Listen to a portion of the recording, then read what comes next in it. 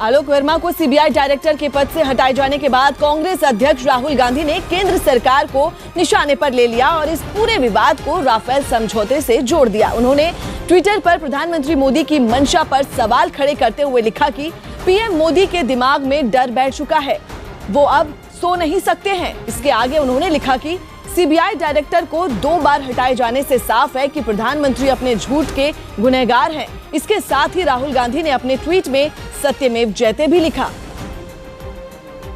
राहुल गांधी के इस ट्वीट के बाद केंद्रीय मंत्री पीयूष गोयल ने भी कांग्रेस को निशाने पर लिया। उन्होंने ट्वीट का जवाब ट्वीट से देते हुए लिखा कि मल्लिकार्जुन खड़गे का रुख भी कमाल का है। जब आलोक वर्मा को सिलेक्शन कमेटी ने सीबीआई चीफ नियुक्त किया था तब उन्होंने इस पर विरोध जताया था।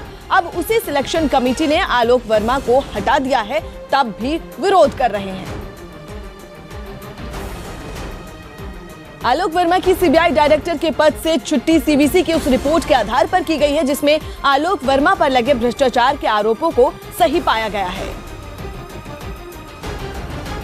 सीवीसी ने अपनी इस रिपोर्ट में ऐसे 10 मामलों का जिक्र किया है जिनमें आलोक वर्मा की भूमिका संदेह के दायरे में है। इनमें विवादित मांस कारोबारी मोइन कुरैशी के केस के बारे में अहम जानकारी दी गई है और आलोक वर्मा पर गंभीर आरोप लगाए गए हैं। सीवीसी ने दावा किया कि मोइन कुरैशी केस की जांच कर रही सीबीआई की टीम हैदराबाद के कारोबारी को आरोपी बनाना चाहती थी, लेकिन वर्मा ने इसकी मंजूरी नहीं दी। इस केस की जांच स्पेशल डायरेक्टर राकेश अस्थाना कर रहे थे, जिन्हें वर्मा के साथ 23 अक्टूबर को सरकार ने छुट्टी पर भेज दिया था। सीवीसी ने अपनी रिपोर्ट गुरुग्राम में भूमि अधिग्रहण का एक मामला भी ऐड किया है और इसमें भी आलोक वर्मा की भूमिका पर शक जताया है। भूमि अधिग्रहण का ये मामला 36 करोड़ रुपए के लेन देन से जुड़ा है, जिसमें आलोक वर्मा का नाम भी शामिल होने का दावा है।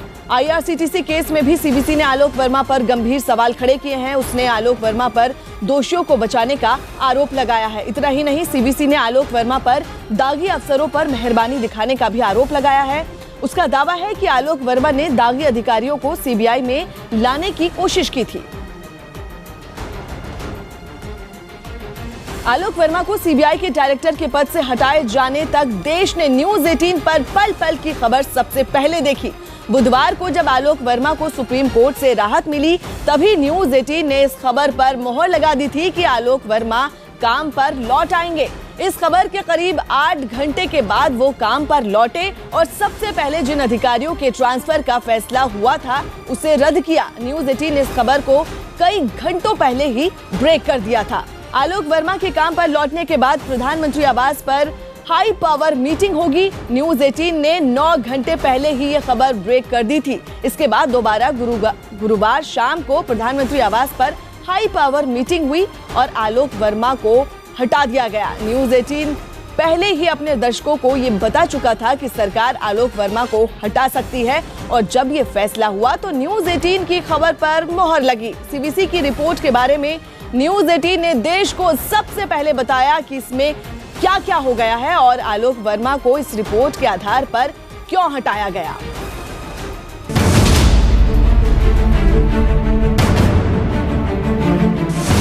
सुप्रीम कोर्ट के आदेश के बाद भले ही आलोक वर्मा की वापसी हो गई हो, लेकिन उनके भाग्य का फैसला हाई पावर सिलेक्शन कमेटी करेगी।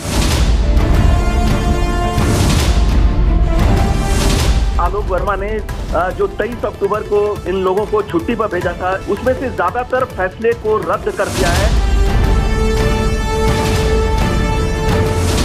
सूत्रों के मुताबिक भ्रष्टाचार के मामले में आलोक वर्मा के खिलाफ जल्द एफआईआर दर्ज हो सकती है।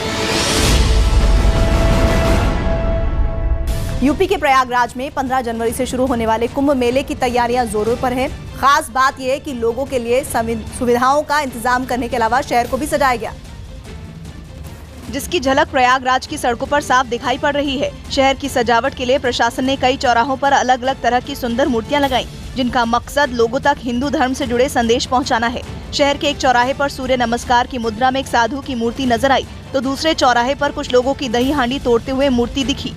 तो बेहद खूबसूरती से इस पूरे चौराहे को सजाया गया है। बिल्कुल बीचों बीच मूर्तियां लगाई गई हैं और ये जो सीन है ये दही हांडी का बनाया गया है। इस तरीके के 55 चौराहे हैं जहां पर जिनको रेनोवेट किया जा रहा है, जिनका सौंदर्यीकरण किया जा रहा है और अभी भी काम जो है वो कई चौराहों पर चल रहा है। चौराहों पर मूर्तियां लगाने के अलावा शहर को सुंदर बनाने के लिए फ्लाईओवर के पिलर भी रंगे गए हैं और उन पर कलश, पेड़ और भगवान की तस्वीर बनाई गई है। बदलाव लग रहा है, यहाँ आ जाएंगे मालूम नहीं चलेगा, पहले जैसे आए थे हम प्रयागराज में आए हैं, अब लग रहा है प्रयागराज में आए हैं। 4 मार्च तक चलने वाले कुंभ के लिए शहर की सजावट के साथ सुरक्षा को लेकर भी प्रशासन मुस्तैद है।